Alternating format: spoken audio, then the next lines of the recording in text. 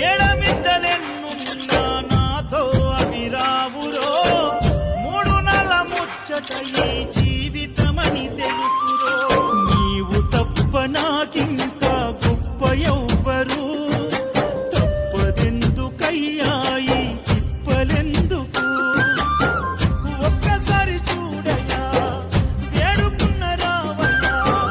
చిరు చిరు నవ్వుల బంగారు బాలుడా